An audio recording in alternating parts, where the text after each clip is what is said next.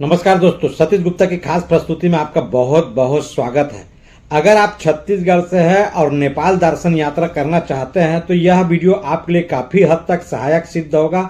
आपको बता दें, अगर रायपुर छत्तीसगढ़ से या छत्तीसगढ़ के किसी भी क्षेत्र से अगर आप नेपाल जाना चाहते हैं तो आपको बता दूं कि सबसे पहले नजदीकी स्टेशन जाकर या तो गोरखपुर या नौतनवा स्टेशन का टिकट कटाएं, जहां से आसानी से आपको सुगमता से सनौली बॉर्डर से क्रॉस कर नेपाल की पूरी दर्शन यात्रा हो सकती है। इसके अलावा पूरे बहुत सारे बॉर्डर है जिससे आप बिहार के मार्ग से होते हुए भी नेपाल दर्शन के लिए जा सकते हैं। और इसके लिए आवश्यक जो तैयारी है उसके बारे में जानते हैं। सबसे पहले अगर आप नेपाल यात्रा की प्लानिंग करें तो सबसे पहले अपने सेहत पर ध्यान दीजिए। सेहत आपका सही है तभी इस यात्रा का प्लान करिए। उसके अलावा यात्रा संबंधित आवश्यक दस्तावेज जरूर रखें, जैसे आपका वोटर आईडी हो गया, मतदाता परिचय पत्र, आधार कार्ड या अन्य कोई जो दस्तावेज जो आपके आईडी प्रूफ के लिए सही साबित हो। इसके अलावा आवश्यक दवाई, जैसे कि नेपाल जो है पूरे पहाड़ों का देश है और पहाड़ों का देश होने के साथ साथ गाड़ी ऊपर नीचे होते रहती है, तो आपको वो सारी आवश्यक दवाई भी साथ में रखना है जिससे आपकी यात्रा सुगमता से हो।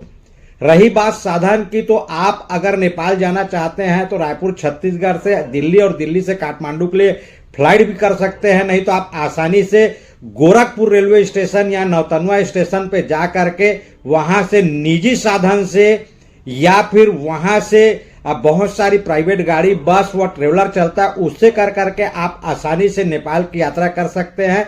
बॉर्डर में कुछ औपचारिकताएं होती है जो आपके जांच की प्रक्रिया को पूरी करती है, तो आवश्यक दस्तावेज रखना जरूरी है। इसके अलावा वहां के रुपये पैसे जो यहाँ के रुपये पैसे वो नहीं चलते और अधिकतर जगह चलते भी हैं। अगर आप चाहें तो अपने जो नोट करेंसी, भारतीय करेंसी है, उसको नेपाल के बॉर्डर में कहीं पे किसी भी दुकान पे या करेंसी बदलने वाले से आप बदल सकते हैं।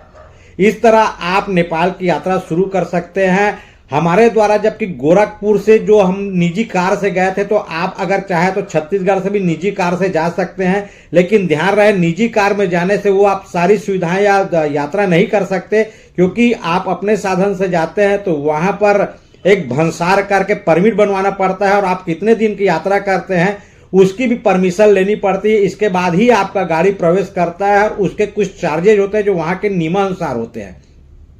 आपको बता दें, आप अपने निजी साधन से जाते हैं तो बहुत सारे नियमों का पालन करना पड़ता है और वहां गोरखपुर या फिर नौतनवा से या सनौली बॉर्डर से भी गाड़ी लेते हैं तो वो लोकल लोग होते हैं तो उसकी जानकारी ज्यादा होती है। इससे आपको ज्यादा फायदा होगा और ज्यादा स्थान घूमने का अवसर मिलेगा।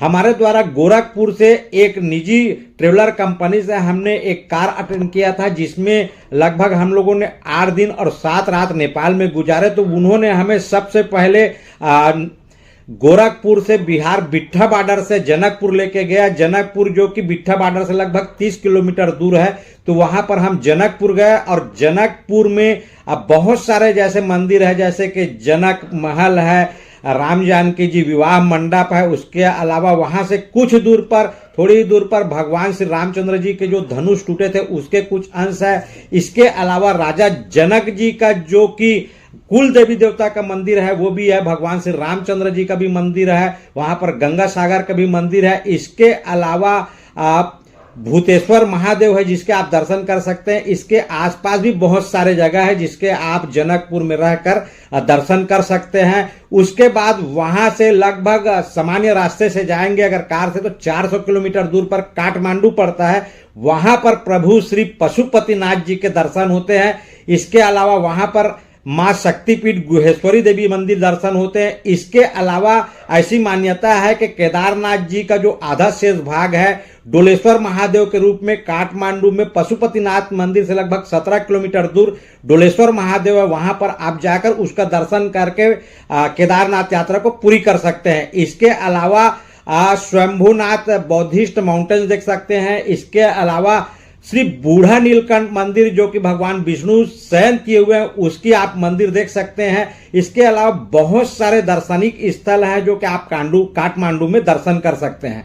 काठमांडू से लगभग 200-300 किलोमीटर दूर अगर आप पोखरा जाते हैं तो बीच रास्ते में, पोखरा के बीच रास्ते में जंगल के बीच में एक मां मनोकामना देवी मंदिर पड़ती जो कि पहाड़ों के बीच लगभग बहुत 3 पहाड़ ऊपर चढ़ने के बाद उसका दर्शन होता है। आप रोपवे से जा सकते हैं और रोपवे से जाने पर आपको लगभग 3 से 4 घंटा वहां लगता है।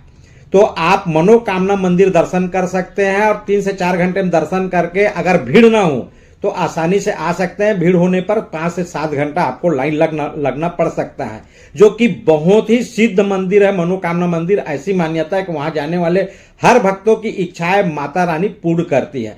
इसके बाद जब हम वापस अपने गाड़ी में रोपवे से वापस आते हैं और गाड़ी में बैठते हैं तो आप पहुंच जाते हैं पोखरा। पोखरा में भी बहुत सारे दार्शनिक स्थल है, जैसे कि पोखरा में आप देख सकते हैं डेविस फॉल है, गुप्तेश्वर महादेव गुफा है, उसके पास में एक शयन के वह विष्णु जी है, रुद्राक्ष का वृक्ष है, उसके अलावा फेवा लेक है, बराही माता का मंदिर है जो कि ताल के बीच में है। इसके अलावा विंध्यवासिनी माता के भी दर्शन आप पोखरा में कर सकते हैं। उसके बाद सेती रिवर है, उसका भी दर्शन कर सकते हैं। अंतरराष्ट्रीय म्यूजियम उसका दर्शन कर सकते हैं। महेंद्रा गुफा है, सारंग कोट है, जिसके ऊंचाई पर चढ़कर या तो आप रोपवे से या साधन से जाकर जाते हैं तो आपको कैलाश मानसरोवर के सभी वो जो मानसरोवर गुफा है, मानसरोवर जो पर्वत है वो दिखता है। कैलाश पर्वत के कुछ अंश दिखते हैं। इसके अलावा पुंडीकोट जा सकते हैं जहां पर भोलेनाथ का विशाल मूर्ति है और साथ में उसके अलावा 108 शिवलिंग है जिसके दर्शन आपको भव्य रूप में होता है। इसके अलावा विश्व शांति स्तूप है जहां पर बौद्ध जी विराज करते हैं। इसके अलावा वहां का मार्केट जो है पोखरा जो है बहुत ही दार्शनिक स्थल है और वहां पर लोग एंजॉय करने भी जाते हैं। तो वहां के तालाब झील जो है दार्शनिक स्थल में बहुत ही प्रसिद्ध है। इसके अलावा अगर आप वहां से मुक्तिनाथ दर्शन करना चाहते हैं तो आपको बता दें कि पोखरा से लगभग 250 से 300 किलोमीटर दूर मुक्तिनाथ हो, जो बहुत ही दुर्गम रास्ता है। वहां पर वहीं के लोकल कार और लोकल ड्राइवर के साथ आप जा सकते हैं। बड़ा दुर्गम रास्ता होने के कारण वहां पर परमिट बनवाना पड़ता है, जो कि हर आदमी का परमिट बनने के बाद ही उस क्षेत्र में प्रवेश होता है।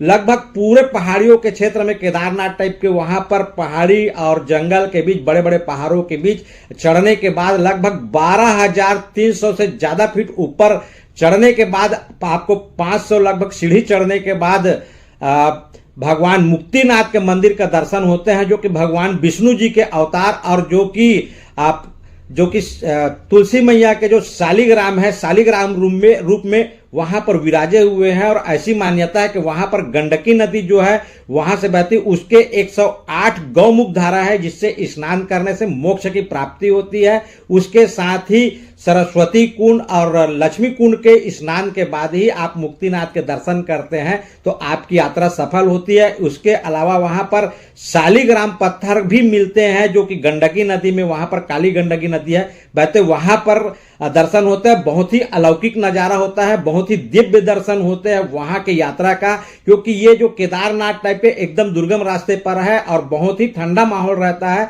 और वहां पर अधिकतर समय बर्फ जमा रहता है। मई और जून में ज्यादा जाइए तो उससे ठंड कम लगेगी। और आवश्यक सामान और रेनकोट जरूर रखें, वह साथ में कपूर भी रखें। उसके अलावा वो यात्रा लगभग 2 दिन या 3 दिन की होती है। उसके अलावा आप फिर वापस आते हैं तो वापस पोखरा में फिर बाजार दर्शन करके आप लुम्बिनी में भगवान बुद्ध जी की जन्म स्थली देख करके वापस गोरखपुर वापस आ सकते हैं। गोरखपुर में गोरखनाथ जी का मंदिर है जिसे आप दर्शन कर सकते हैं। आपको बता दें इस पूरे यात्रा में आपको 8 से 9 दिन आने जाने के अलावा लगेगा। और खर्च की बात रही, अगर आप अपने निजी साधन से जाते हैं तो ज्यादा आप अपने सुविधा अनुसार उक्त यात्रा कर सकते हैं। इसके अलावा अगर आप वहां के साधन से जाना चाहते हैं और इन सब जगह को घूमना चाहते हैं तो एक आदमी लगभग 15 से 20 हजार रुपए में ये सारे जगह का दर्शन कर सकते हैं। नेपाल दर्शन यात्रा बहुत ही आसान और सुगम है, बस वहां के नियमों का पालन करिए। हम आपको बता दें 8 से 9 दिन के यात्रा में हम लगभग 2000 से 2200 किलोमीटर वहां के लोकल यात्रा किए हैं। इसके अलावा आपको बता दें वहां की महत्वपूर्ण बात यह है कि वहां पर ट्रैफिक नियम बहुत अच्छे हैं। बिना हेलमेट के दोपहिया वाहन नहीं चलते हैं। साथ में शाम के 7 बजे के बाद शहर के अधिकतर दुकानें बंद हो जाती हैं, या लगभग 90 से 95% दुकान जो है बंद हो जाती है। इसलिए जो भी खरीदारी करना है शाम 7 बजे के पहले किया जा सकता है। खान पान की भी व्यवस्था वहां पर अच्छी होती है और स्वादिष्ट व्यंजन होता है। इसलिए आप कोशिश करिए, पूरे परिवार नेपाल यात्रा का प्लान बनाइए और यह वीडियो अपने सभी मित्रों और रिश्तेदारों को शेयर जरूर करिए। आप सबकी नेपाल यात्रा मंगलमय, सुखद और खुशमय हो और यह वीडियो लोगों को शेयर करते रहिए। आप खुद भी मुस्कुराते रहिए और दूसरों के मुस्कुराने की वजह बनिए। बहुत बहुत धन्यवाद आपका।